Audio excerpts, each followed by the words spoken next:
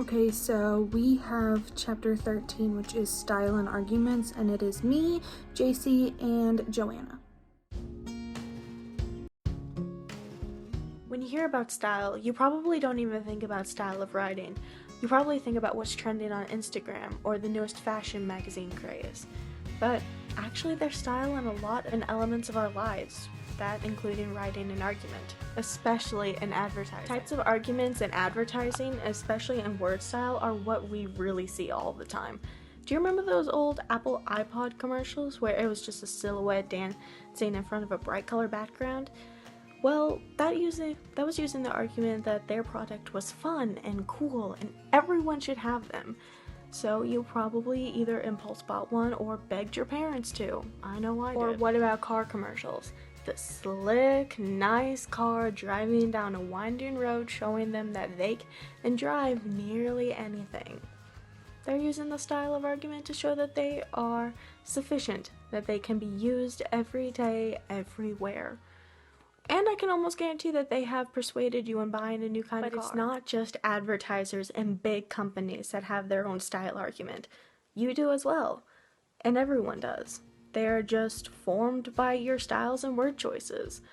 I think we've all argued with our parents or tried to persuade them into buying something that we wanted, even at a young age.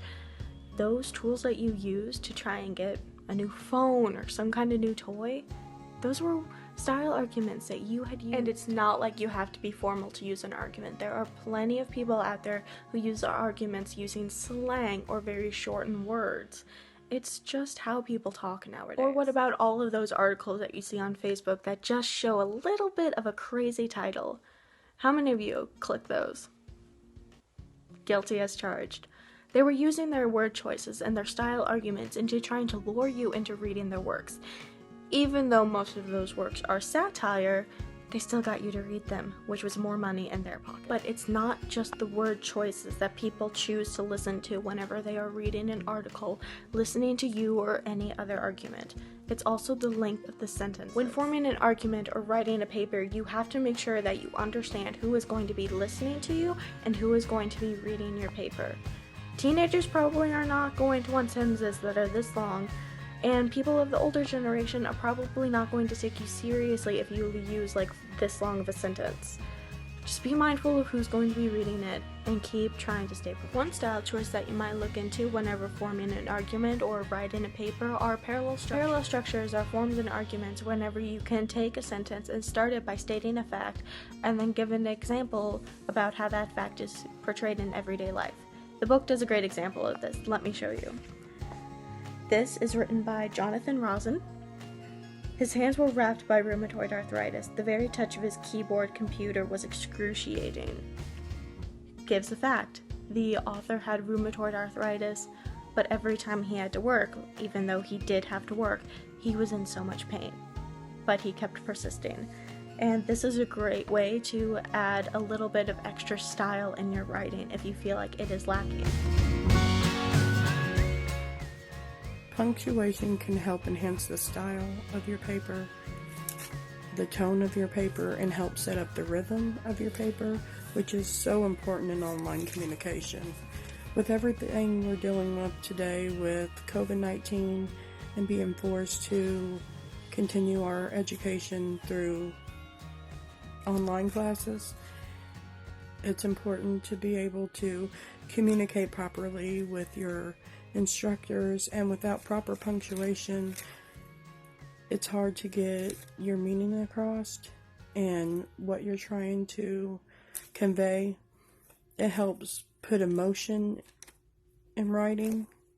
This year, with all the issues that we've faced with the cyber hacking and then now COVID-19 and being forced to do a lot of online communication, punctuation is very important.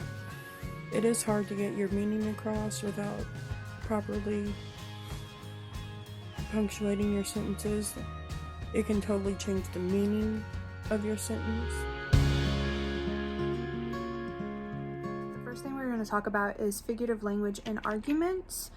Figurative language brings two major strengths to arguments, which help you understand things by drawing parallels between the unknown and known. Two main types of figurative language are tropes, which have a change in a meaning of a word or phrase, and schemes, which are an arrangement of words. Tropes in figurative language normally include metaphors, similes, analogies, hyperboles, understatements, rhetorical questions, irony, and antinomasias. Metaphors imply comparison between two things, which clarifies an argument. Metaphors help influence how we view and understand the author's viewpoint. Take a cultural argument like hip-hop and use a metaphor. So I'm going to be using a random metaphor. Use a wolf in sheep's clothing.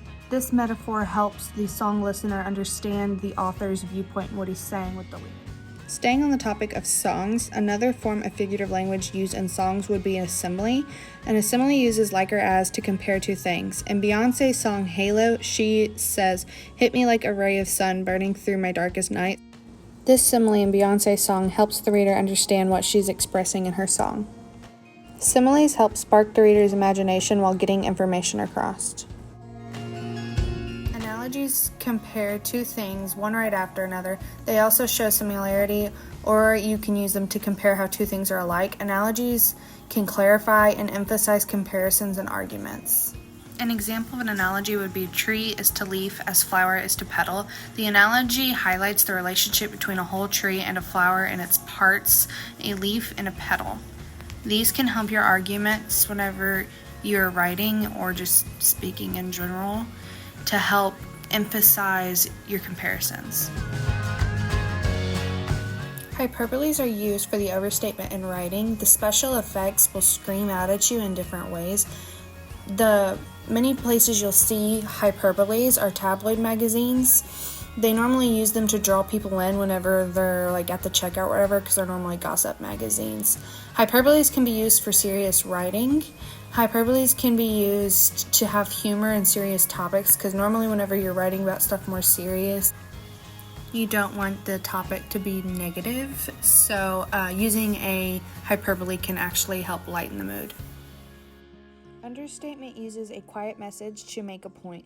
Understatements can be used to make others feel better or to lighten a serious situation. An example of an understatement would be someone saying, like, "It rained a little bit last night," when it actually floods. This is an understatement used to lighten the situation. Rhetorical questions are questions that don't require an answer. Rhetorical questions can be used to get the reader thinking or to emphasize a point. An example of this would be someone saying, "Who cares?"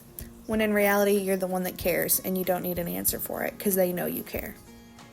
Irony uses words to convey a meaning and tension. Irony can be used to create special effects in an argument. An example would be the blind leading the blind. You clearly wouldn't want the blind to lead the blind, but the irony is using those words to convey a meaning and that tension. Antinomia is a figure of speech where a word or phrase is substituted for a person's proper name. An example would be the King of Pop for Michael Jackson. It's used to further celebrate or memorialize someone's great deeds. Okay, so now that we know tropes and different figurative language under tropes, we're now going to move on to schemes. Schemes are figured that depend on word order and they add a little style to your argument. The most often scheme you'll see is parallelism. Parallelism is the use of phrases, or they can add a little clause for a special effect during your argument. Antithesis uses parallel structures to state contrast. An example would be "Love is an ideal thing, marriage is a real thing" by Goethe. This is just taking two opposing ideas and putting them in parallel grammatical structures for an argument. The purpose of using antithesis in literature is to create a balance between opposite qualities and lend greater insight into subjects whenever you're arguing, pretty much just to help you during an argument. Anaphors act like a drumbeat in an argument to support your argument. It's like schooling someone to prove how you were right, and it can help you seem confident in your argument. Structures are for special effect, but can also make somebody question themselves. So in the book it gives it a good example. It basically says, "Ask not what your country can do for you, ask what you can do for your country." And that's kind of just being like, instead of blaming the country for everything, maybe you should see what you're doing wrong, seeing if you can't do something to help. It's just kind of more like reverse psychology to kind of help you in your arguments.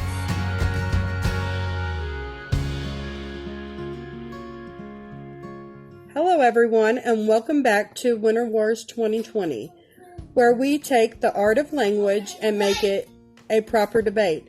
For today's round, we have Miss JC and Miss Alexis. Now let's start off with what you two. Sorry, girls. Now let's start off with what you two are standing for, Miss Alexis. Very good, Miss JC. Let's start off with what you two are standing for. Today I'm standing for the true proper form of punctuation and proper writing method. Punctuation is statement pieces, theatrics, instead of little dots most people forget in writing. Very good, Miss JC. I'm here for the dramatics, the poetic side of writing. Plenty of metaphors and similes to make your writing sound elegant. Thank you, ladies. Now today we will be discussing the different types of arguments. You have already mentioned some in your opening statements. Do you wish to elaborate? Punctuation, a statement shown that just a look can prove a whole. Have you ever watched a movie where the character, just by the way they're looking while speaking, makes you think they're serious in context of anything else? What punctuation can do to help us in our writing. We aren't doing oil presentation. Meanwhile, I'm taking the lighter approach to life. I would much rather see people use metaphors and figurative language in their writing. It makes it seem like the author cares about making their writing beautiful. And with all these crazy comparisons in the world nowadays, we need this style more than ever. How many times have you seen people use the wrong punctuation or the wrong use of the word literally? I don't see what that has to do with anything. What about modern times? People are forgetting punctuations because they're so used to texting. We're throwing ourselves back in time. We'll be painting cave drawings once more. Great use of a metaphor to throw ourselves back in time. See, even elegance can be part of it. How many of your note cards have dashes to actually make it proper? Sorry to cut things short, ladies, but we're switching to commercial break right now. Join us after these quick breaks to hear more about the styles of punctuation and the figurative language. This is Writing Wars.